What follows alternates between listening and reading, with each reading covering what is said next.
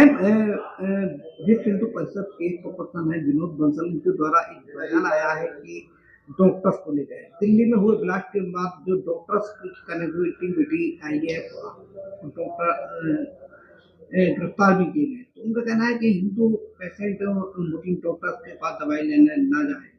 इसको लेकर क्या कहेंगे?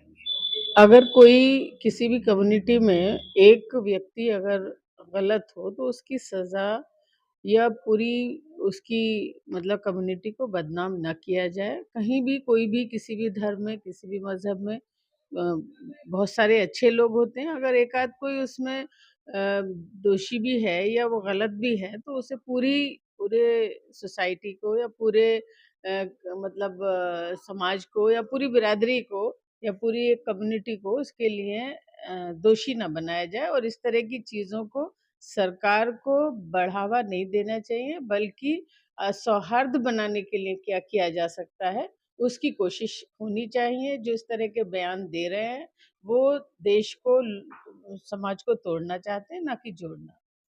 डॉक्टर के नेम प्लेट को लेकर ये बयान दिया है कि डॉक्टर्स की अगर जाए तो उनकी आइडेंटिफाई कर लिया जाए। तो इस तरीके से बयानों को आप किस नजरिए से? देखिए, मेरा सिर्फ सीधा-सीधा कहना है कि जो मुल्ज़िम है, वो मुल्ज़िम है। उसकी कोई जाति नहीं होती, उसका कोई धर्म नहीं होता।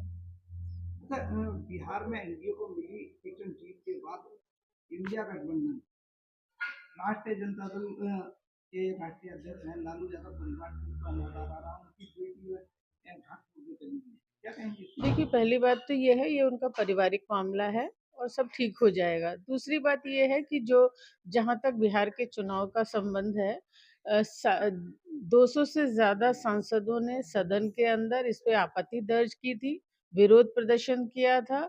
और इतने कम समय में जो अफरा-तफरी में जो ये मैनेजमेंट किया गया या जो एसआईआर किया गया, उसका ये दुष्परिणाम है। और मेरा कहना ये है कि चुनाव आयोग गंभीरता से चीज़ों को देखे। और मैं तो कहती हूँ कि ये दोबारा चुनाव होने चाहिए। बिल्कुल पारदर्शिता बरती नहीं गई है। इतनी आनन-फानन में जो एसआईआर किया गया, वो बिल्कुल हम उसके पक्ष में नहीं है, महागठबंधन उसके पक्ष में नहीं है। और आने वाले चुनाव में सभी लोगों से कहना चाहती हूँ कि इस पे बहुत वोट बनवाने पे ध्यान दें अपना, और चुनाव आयोग निष्पक्षता से वोट बनवाए और निष्पक्षता से चुनाव कराए।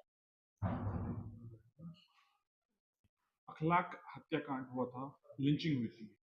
उसके बाद अब प्रदेश सरकार के द्वारा जो उसमें आरोपी थे, उनको इस सजा को लेकर माफ करने की तैयारी की जा रही है, मुकदमे वापसी ली जा रहा है। देखिए, पहली बात तो वो घटना ही बहुत दुखद थी।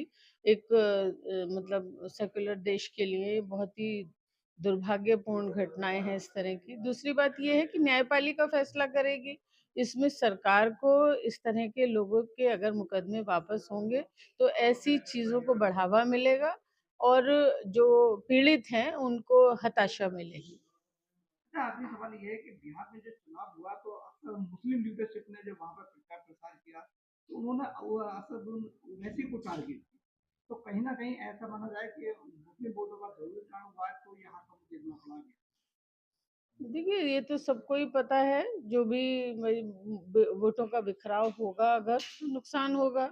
महागठबंधन के साथ सभी, चाहे पीडीए के लोग हों, चाहे मुस्लिम समाज के लोग हों, चाहे जो शोषित वंचित जो लोग हैं जिनके लिए लड़ाई लड़ी जा रही है, उनको मतलब संगठित होकर वोट देना चाहिए। जो लोग इसमें मतलब गुमराह कर रहे हैं लोगों को, तो ऐसे लोगों की वजह से ही इस तरह के परिणाम आते हैं। एक सवाल आखिरी ये है कि समाजवादी पार्टी के राष्ट्रीय अध्यक्ष थे, उन्होंने कहा है कि एसआईआर यूपी में नहीं होने देंगे।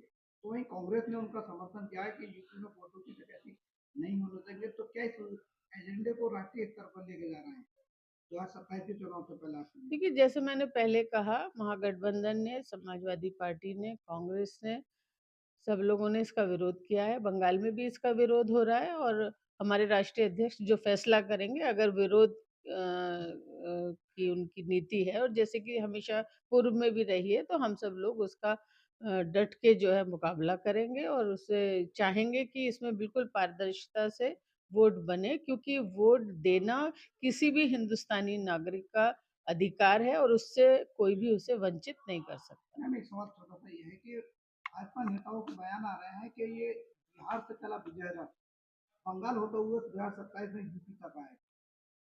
क्या मानते देखिए, हैं? मुंगेरी लाल के हसीन सपने देखने को किसी को मनादी नहीं है। वो बिहार था, ये उत्तर प्रदेश है।